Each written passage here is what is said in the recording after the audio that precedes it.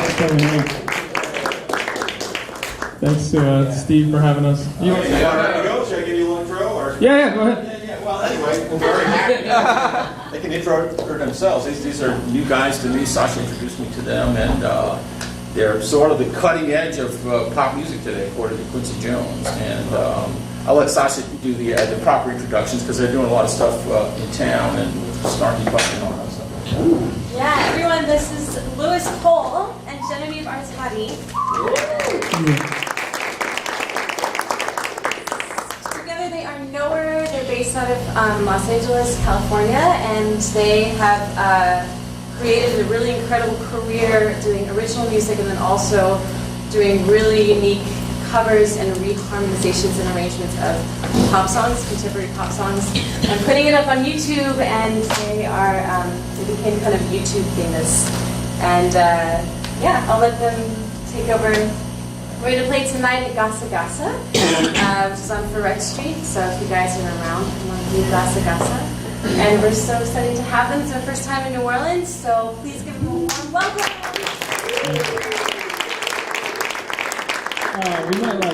We'll just start out, we might play some of our songs just to start. Maybe. You know, if you guys have questions, you can ask us. What we have right now is our show is sort of like set out. So we're going to just start with our show intro that we have, that we play when we do it live. So I hope you guys don't mind. If you don't want me to do that, raise your hand. You guys can do that. Yeah, we'll just play it, you know. It'll be like, we'll play after it. You'll see. Well, let us know if it's like too loud or soft or you can't hear Genevieve or something.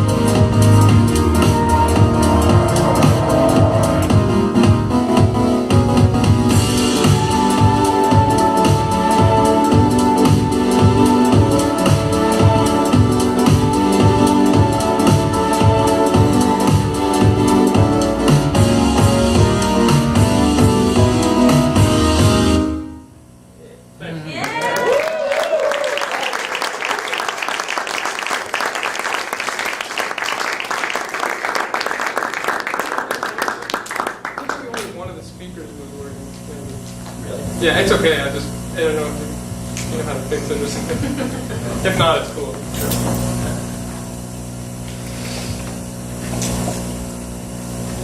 What are we doing now? What'd you say? Check the vocal level, would you? Hello? Chick, chick, chick, chick, chick, chick, chick. Goop.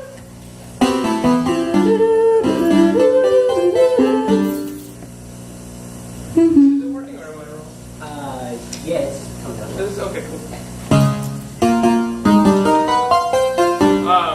So yeah, we play. I play during our show a lot of keyboard, but I also play drums on some stuff. So I might just do a drums one right now, and then I'll take some questions after that or something. And we could play more too. Let me pull up the file. Jenny, you got anything you want to say? I'm gonna stand over here while you play drums. Yeah, I'll try not to blast you guys with the volume on the drums here. Let me see if I can do that.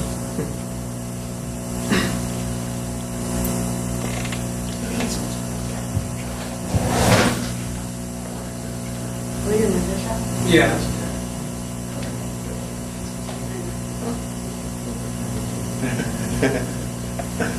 We're gonna play one of our earlier tunes in our early phase, or early career. It's called Window Shop.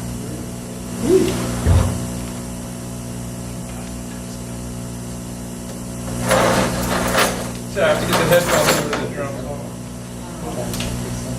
You know?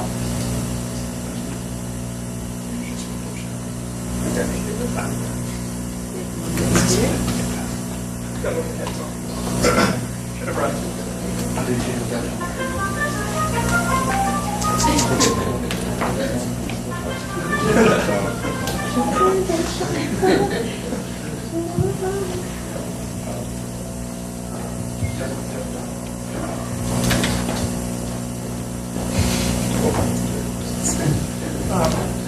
press this. Yes. Okay.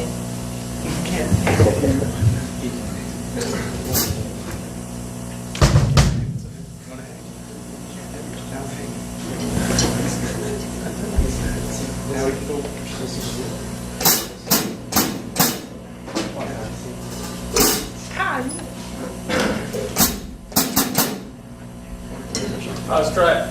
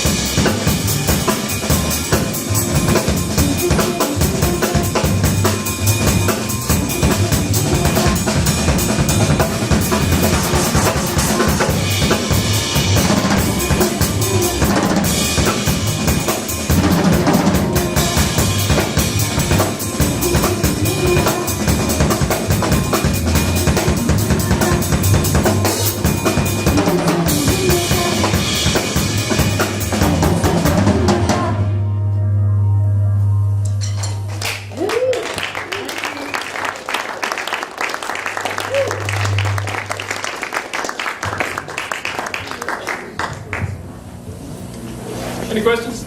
Yeah. Who does all the writing and programming and blah blah blah? Yeah, we're doing. So I just took my earplugs out. Were you asking who's writing, or are we writing? Who's writing? Oh, we both write and stuff. I do most of the programming, or all of it. All of it. We started off just kind of both bringing songs in and fleshing each other's songs out, and then he got like so into electronic production, and I just like, it's really difficult to keep up with him because he's a crazy workaholic.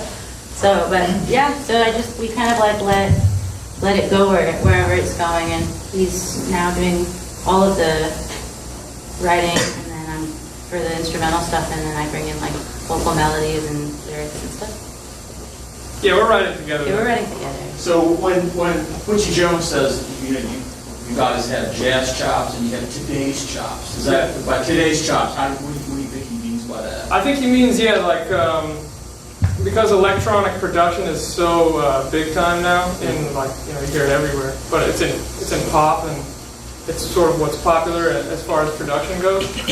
I think that's mostly what he means. When we played at his house actually for him, and we did a song we did a cover of Bad, which he produced obviously with Michael Jackson, and it was really like modern electronic production.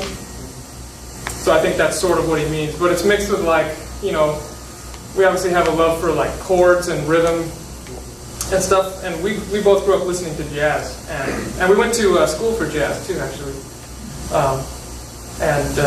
That stuff is so part of everything we do, even if it's something really electronic, or just like something like that, like I don't know, pop, electronic kind of stuff. Even then, I'm still thinking, I'm still taking all of my influences and sort of rolling it into that, and jazz is a huge part of that. I remember when we were first talking about music together, and we were talking about some pop group. I don't remember what it was, but he was like holding them to some like hardcore like harmonic standards. It's like, yeah, but it's not as good as like Brian Wilson or Miles Davis. I don't remember what it was, but it was he would hold these like just like the most random song on the radio to those kinds of standards. I was like, wow, I never thought to think Well, of I like way. all kinds of music. I like music that has no chords. I like I'm open to everything. But yeah. And is the duet format, is that more about choice or practicality? I mean, I know it's a lot easier to travel as a duet, or did you design? It actually is it's actually by choice right now. It's just I like playing with a whole band. We used to play with a whole band with a bass player and a keyboard player and a guitar player and stuff, and it was really fun for its own reasons. But right now, the music has sort of gone even more electronic, and like I'm a musician. I come from a musician background, and I saw Skrillex play live, and it was one of the best shows I've ever seen. And I don't know what he was doing up there. He could have. I know he wasn't, but he could have been pressing spacebar, and it would have been an amazing show. So I just thought that was really cool. So we're trying to we want to bring the production that we've worked so hard on to we want it to sound that way live. Those kind of instruments that we produced in the studio, or sounds that we made in the studio. We want to have that as part of the show, the sound coming to you. But we want to also maintain. We don't want to just play the songs. We want to be performing them too and playing parts, whether it's a synth bass or keyboard or drums, and live singing too, which is big. How do you, elaborating on that, how do you negotiate that, making things live or flexing songs live? You know what I'm saying? Because it's like which parts are live and which parts aren't. That too, and then and how do you decide what's more open and what's sometimes at the live show maybe wants something. I don't know. Like you might improvise whether. Yeah, I guess. Could you elaborate on that? Well, as far as song forms, right now it's almost and also because of the way the visuals are, it's almost like a movie or something. It's like the visuals are a huge part of the show right now. So we sort of have it set, everything is a set length right now. There are certain shows we've done where it's been variable lengths, but we actually like how it is right now with the set length. And we'll just, there's not it's not open to changing lengths of songs or anything, but we can change the parts we're playing, you know, and do little variations here and there. But we sort of want to just, it's more of like a, you know, if you see like a pop show nowadays, it's like they're going to do the same thing every night pretty much, or at least a lot of them. It's sort of like that, but we can add a little variation in the parts whenever we want. Like on that last one, I'm just like, at the end I'm just screwing around, you know. Yeah, the bass line on that one song, like on the forte, where it's usually like a 3. Was that just like a momentary choice, or was it? Yeah, that was a momentary choice. Yes, so Yeah. things like that. If I want to change up the bass line for a section, I can do that, which is cool. And so the patches are sort of like scrolling and Yeah, I'm actually using GarageBand for the synth patches, but I have all the jam packs, so it's like I got. But yeah, I'm just using that because it's just easy, and I just scroll through whatever patch I want to use. You know, have them labeled like cool bass or calm bass. I don't know. Do you look like you're at the mercy of the sensitive and the Oh, Yeah. that's the one thing. That's the one thing that's that we're sort of at the mercy of. Actually, the last show we did, we had like a whole crew and a sound guy and everything, but the room was so crazy shaped that this like bass was bouncing on everything. You couldn't hear anything really except for like bass and treble. It actually ended up being cool. The sound guy was really good and stuff, and we ended up working through it. And but yeah, basically, a show can sort of be. Like make or break? Yeah. Yeah, have you ever played someone with like awesome sound, like really big? Yeah, we played at this place in Boston called Red Star Union. It's like designed to have perfect sound, and Yeah, You you could guys really- should play there if you go there. yeah, you can really feel it though with the audience when the sound is good. It's like, oh, I can hear really deep bass and the clarity, and I can hear all the chords too and stuff. You know, so it's like nothing is lost, and you can they reacted really well, and I think that had a lot to do with it, the sound system. Do you want to grab that? There you go. I was wondering if like the stuff you write, do you have to find a way to like mix it in a balanced way so nothing's getting swallowed up? Like, do you mix it in a way that the chords can be heard, but it still has bass and stuff? Yeah, I spend a lot of time mixing, probably most of the time right now, because I'm trying to figure out, you know, I'm experimenting on every song that I do, but yeah, a lot of it is trying to, like, you want it to be aggressive and you want it to be really hard hitting, at least we do right now, but at the same time not lose like clarity of all the stuff that's going on. And our arrangements tend to be sort of thick, so sometimes it's challenging. We worked on one of these new songs. We're working on a new album. One of the songs took us like a month, just one song.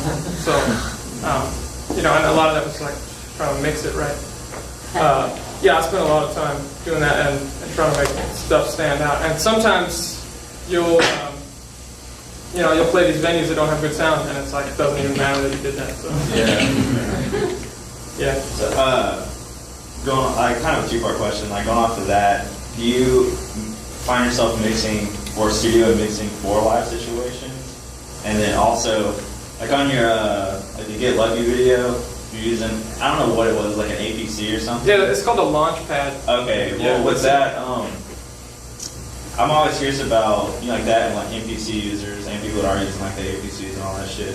If it's like, how do you organize it? Because you weren't just like triggering full textures, you're triggering like individual parts, and it looked like your bass grouping was all the way to the left, and then you just like go down through the bass. But how do you, do you have a system for organizing, or can you? That's cool. You like really checked it out. You reminded me. I didn't even remember how I set it up, to be honest. Yeah. I do it, you know, like when we're about to perform that part, I just remember thinking like, okay, what's gonna make sense to me? And I try to line it up. There's like all the buttons look the exact same, just clear. I don't know if you guys have seen it. It's like a brick with like 32 or 64 little clear rubber squares, and you assign a sound to them, and you have to remember where they are. It's like the most intense game of memory, you know? The apple with the apple or the car. I'm in the next room and I just hear like, crap! Yeah. Little glitches and then like the F word. And so do you have that stuff like set to a click so it's quantized, so like if you have a, like kind of a space for discrepancy of. Yeah, you definitely have to, because the thing is, it's like, it's not even like trying to play it on this. You know, it's like the feeling. I have an older one, maybe this is why, but the feel is really weird, and to me at least. And I'm used to like playing stuff like that. It's just like I would have to like relearn how to play that to get the timing perfect on it. So you have to like move stuff around, you know, because it feels really unnatural. What did you ask something else? Oh yeah, about like, because you're talking about mixing and stuff. You find that you mix stuff so really force you, and also different mixes for live situations. Yeah. There's definitely tracks on here that are just for the live thing that we'll mix like a little more simply, or bring certain parts up that might be swallowed because of weird frequencies of rooms or something. So yeah, definitely. I wanted to follow up on the question about the launch pad.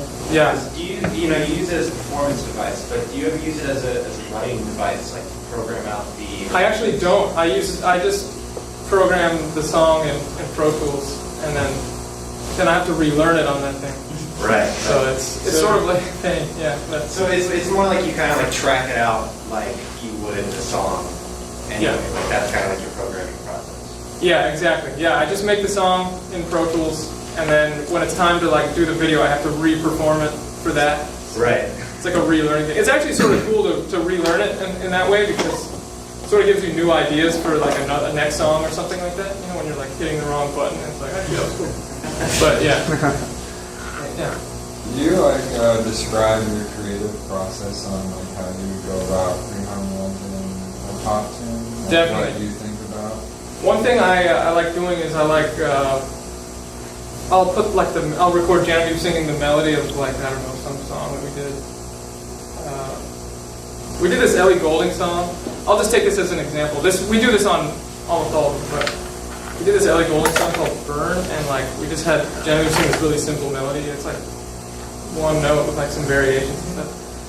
And I'll just like sit there and loop one bar at a time, and I'll just come up with like a random chord, and then I'll come up with another random chord, and I won't even hear them in progression, but I'll just have like, I'll do like 20 or 30, and then I'll just start to put them like together. I'll hear like 2 in a row, and I'll be like, all right, I'll start with that, and then I'll go from there and try to write. It's something to like make it new to me, so it's not like I'm not doing the same stuff on the keyboards. So I try to like surprise myself by coming up with like unexpected chords that I wouldn't put together if I just sat at the piano, kind of thing. And I come up with some stuff I'm really happy with doing that, and then sometimes I just come up with the progression just by playing stuff in a row, like the whole thing on the keyboard. But yeah, that's a good thing to do if you have never tried that. Yeah. Before you got behind the kit, I noticed like on the first like maybe 2 songs you were doing some stuff like playing some keys or hitting that drum pad. I was just wondering like what sound you were doing live. Yeah, I'll tell you. Okay. I made most of the ones I used in GarageBand here. Like the first synth that I did, that's just a GarageBand patch.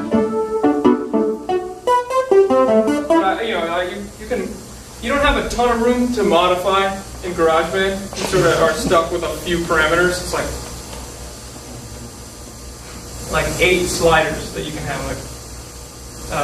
But I made this one, and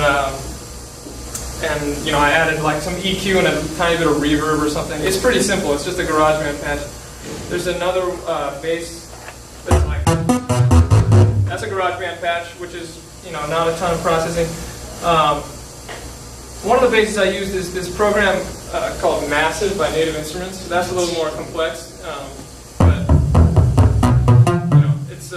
it's sort of a similar vibe as the other bass. But I ended up using Massive. It's actually a really good program if you guys are interested in creating your own synth sounds from scratch. A lot of the like dubstep guys use it and stuff with a really crazy growls and stuff like that. I think.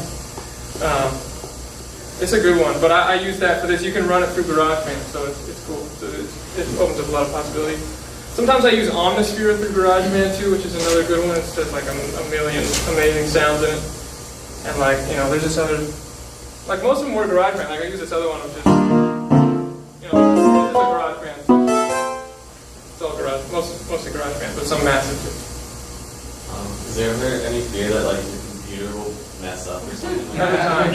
Oh my gosh, there was water on the floor in the airplane today. today? Oh yeah, my computer got wet on the airplane because somebody had spilled some water on the ground, and it was just sitting there, and it was like really swampy in the computer case. I mean, does it have to like freeze up or something, or like skip or anything, or? No, it never has. And I think, yeah, I try to avoid that by using stuff like GarageBand and like VLC media player for the video. Nothing fancy, man. I don't want that to happen. I'm afraid like the projector bulb is going to burn out or something. But you know, you just have to do it anyway. Nothing has happened so far. It's been like a year and a half with this particular show. So you were talking about before you were playing with more of a live band. Right now you're not. But if you were to go back to playing with a live band and it being as electronic as it is, how would you approach that? Because like in the group I play, we just send a click to the drummer. Yeah. So then it's more like if you're doing stuff that's not drum oriented or has a drum beat behind it, then the click is kind of very weird because the computer click and your personal click is like, yeah, you know, it doesn't lie. So. Right. So how would you come about that? And also the stuff with like Tim you had on Get Lucky playing, yeah, you know, switching between the two, live and electronic. How was that approach? Was that just like more individual recording part, or was that like a live recording kind of? Yeah, well, we did the parts individually for that one. Okay. Yeah. What? I'm just playing with people who like try to play with as good a time as possible. Like playing with Nate Wood was really awesome. Oh, yeah, this is drummer Nate Wood. Oh, We do this same show when we're on the East Coast, and he doesn't have to like. We don't have enough money to like fly him out to all our shows. But are you gonna be in New York? Yeah, we'll play with him on drums, and he's like basically a cyborg, so he. Yeah. So does he even use a click? Yeah, well, all we're doing, I'm hearing the exact same thing he is. Yeah. It's just the backing track stuff, like the percussion and whatever else is going on. Yeah. Okay. He's just hearing that and locking in with it. So it's not an extra click. Okay. Or anything like that, or an extra set. Yeah. Do all your songs have backing percussion tracks? Yeah, all of them, for sure. Yeah, because even when I'm doing that live, it's like I want to lock in with something, and I don't want to send myself an extra click thing to be too complicated. Sometimes, you know, the percussion will be more minimal, so it won't get in the way. Does the video process come after the song? Yeah, definitely. We do the song first. We sort of have like an idea of what kind of song order we want. And we have different orders. You know, we can pull up different track orders, which goes on. I forget who asked, like, if the show is variable, but we have different shows in here that we can do. You know, like show order number 1 or 2 or 3 or whatever, so we can, you know, change it up like that if we feel like it. I forget, what were we talking about before that? Oh, video, yeah, and then the video comes after that once we have like a general idea. Yeah. Where did you get that B-roll? The what? The B-roll film that you guys are showing, all those just crazy visuals. Where did you get the camera work behind that? Did you all download that from the internet, or? We actually made that from scratch. The only thing we didn't make from scratch in that first one was the noise meter. It was like a royalty free. That was real. That was real. Yeah, what did we do? We did yeah, everything we made from scratch, like all those laser mountains and stuff. I was like, hey Genevieve, like learn how to do 3D animation. We had a rehearsal with another band, and I thought I was just gonna be like hanging out listening. And he handed me his laptop. He was like, make 3 pyramids come together and explode, and make the camera go around it. I'm like, okay. Yeah. But yeah, I figured like Genevieve's good at just like learning stuff. Following instructions. Just learning from zero and just doing it. So I was like, Genevieve, just do it, man. You can do it.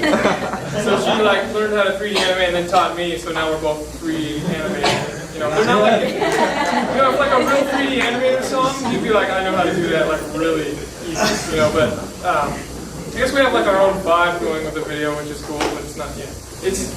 We have a lot of fun doing it for sure.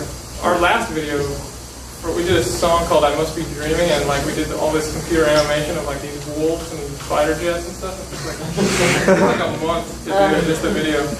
I'm really glad that's over because I'd rather work on music. But it was what software is that? We use Cinema 4D and then Final Cut Pro for like putting the video together. And actually some of the effects. After Effects. Yeah, for that video we used After Effects a little bit, but it's, for this stuff it's all Cinema 4D and then Final Cut Pro. Yeah. And you had a question. I was going to ask you about the visuals, but Oh, they cool. just kind of touched on it. Okay, cool. Nice. How'd you get hooked up with John Street and David Benny and all of them? Like, you know? I met David Binney at a bar at the Blue Whale in LA, and I don't even think it was his gig. It was like somebody else's gig, and my friend introduced me to him, and I'd seen him play at my old school. I went to South Northridge, and we were just talking about life and about trying to make it in music. And he told me, like, I was working in a law office for 9 years, just like, and they would let me practice all night in the building, and I was like, you know, I'm in a band, I'll send you my stuff.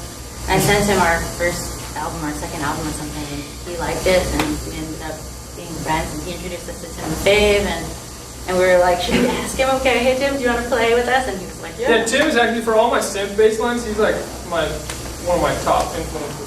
He's like one of my favorite bass players, and I think he's like one of the best bass players of all time. Yeah. Is there like a tactical way to do that to approach people? Do you ever feel bad about plugging yourself? Well, like for Tim, for example, I sent him a text message. I was like, hey man, we don't have any money right now, but I sent him a track. I sent him a track and through email, and he really liked it, and so I figured I'll try it. And I just said, hey man, I don't have any money, but if you want to play with us, we would love to have you. And he was just like, yes. You can feel it out too, you know, like Yeah, we hung out with him a couple friend, times good too. friend vibe, like sort of feel like your brains sort of match. And Yeah, you have a much bigger chance of someone saying yes to an offer if you like hung out with them in person a little bit. They know that you're cool. Yeah. This is actually like 3 seconds ago. So like, are you guys kind of like a Fantasia type band type thing? I just got here like 3 seconds ago, and I'm hearing like music and visuals, and I'm like, so Fantasia? Oh, you mean like the Disney movie? Yeah, we got more stuff. I was like really confused when I walked in. Yeah, we'll play again in a second. I'll get to a couple more questions. I like your koala thing. Yeah, I was going to say that. Cool. We got like 20 more minutes, maybe a few more questions, and then they can play another song. And I want to remind everyone that they're playing tonight at Gasa Gasa, which is on Correct Street uptown. So we'll have right after the Saints game. So come on to Gasa Gasa. It's going to be a great night. Probably, there's 3 bands on the bill. They'll go last 11-ish. Yeah. Any other questions? Yeah, that's more hands. I gotta set up that snare drum. I wanted to ask you, what kind of adversities have you guys faced with the band / duo, especially, you know, regarding the acceptance of the music and like the places that you played and things like that? Well, just how it's sort of in between a bunch of different genres, I guess you could say. So it's really, it seems like a lot of people who like could potentially help in the industry, they want to know like exactly very clearly like what are you? Yeah. And that's been sort of hard. Yeah, we for sort of us, like, scare some people, I think. Like they'll hear our old album and they'll be used to it, but it's like we're on to something different by the next album. And We send them our new album and they're like, no way, man. Yeah. Like a manager was like, yeah, I just love your music, watching your videos all night, like let's do this thing, and then we played him our new stuff, and he was like, yeah, I don't really like it. Yeah, and another guy actually literally said that new album scared me. That's what we love.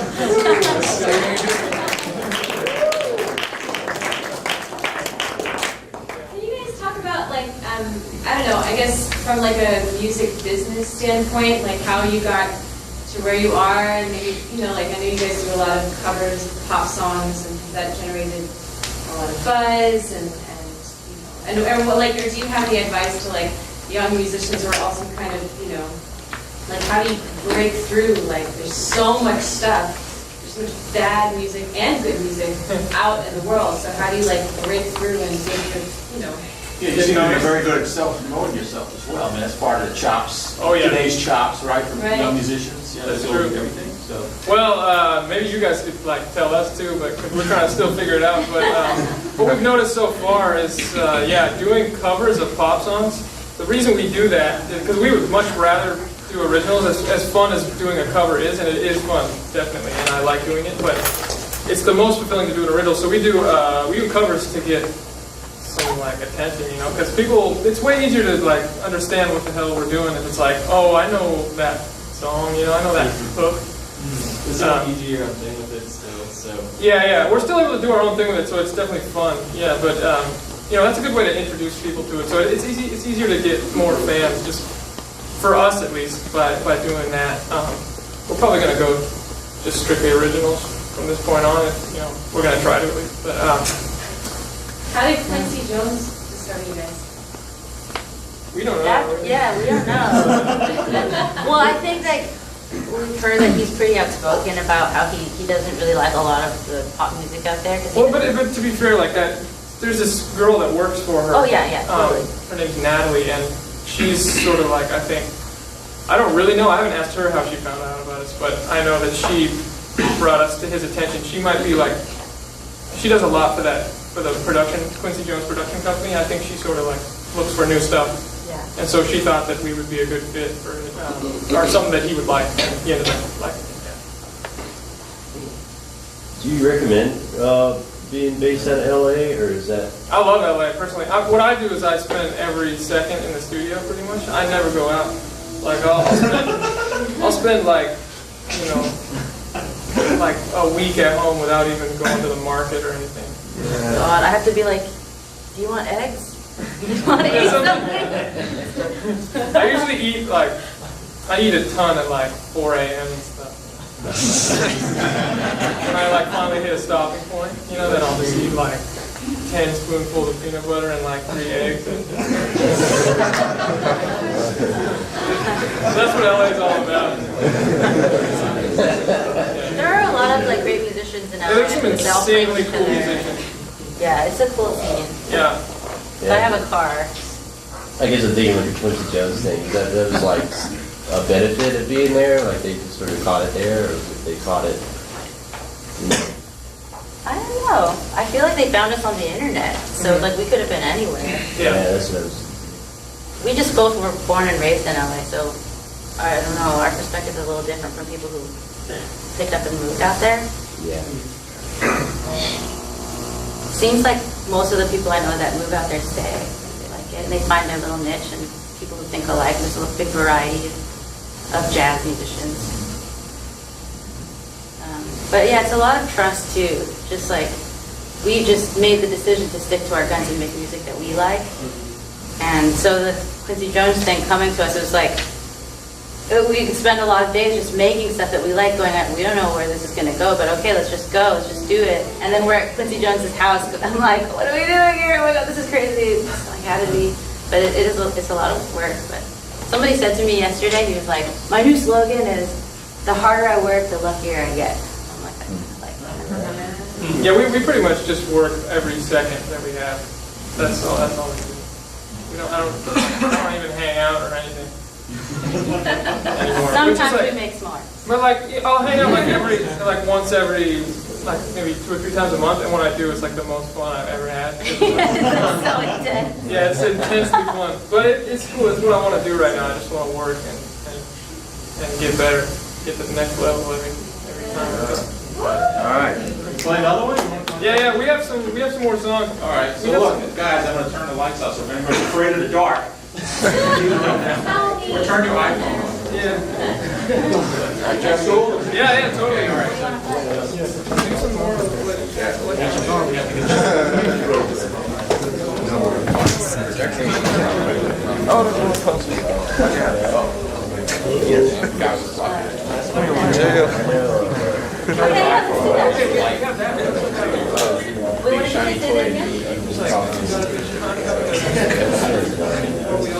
What is all these paintings? Is that a band? The fan page.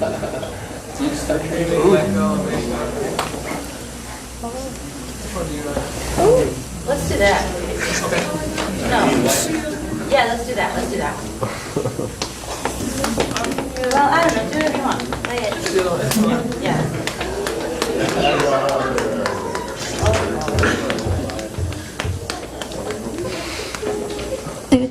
Oops, sorry. My bad.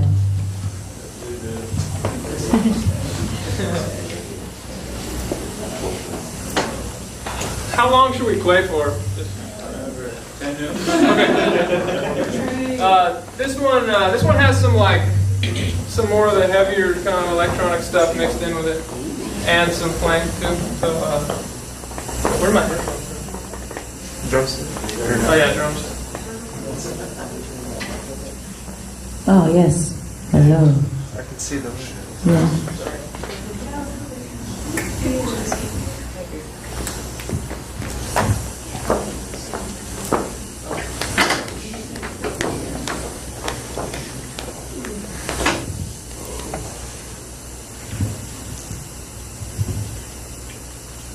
Actually, Jenny, let's do the other one because it's got crazier video stuff. Yeah.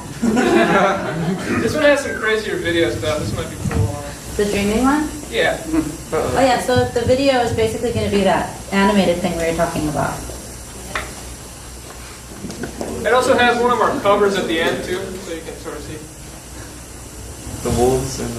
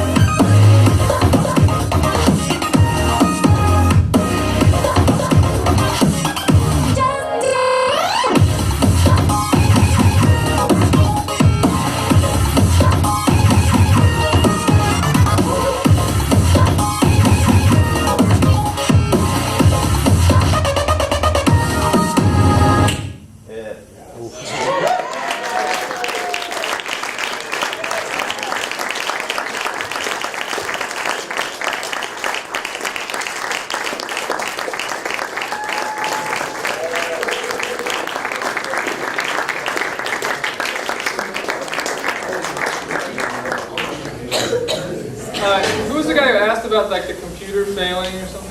That's funny because one of the synth patches on the very last song, it was supposed to be different, and it's for some reason came out really weird. It's just a computer glitch, so I had to like roll with it.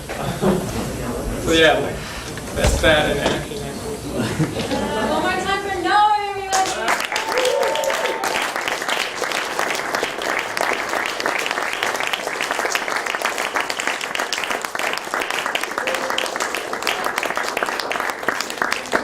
Find them online on Facebook at Knower Music. Knower Music, yeah. Knower Music, knowermusic.com. All their stuff is on YouTube. And tonight at Gasa Gasa, it's going to be a great night. So come on by. It's their first time in New Orleans, so we want to give them like a really good. Halloween. Yeah.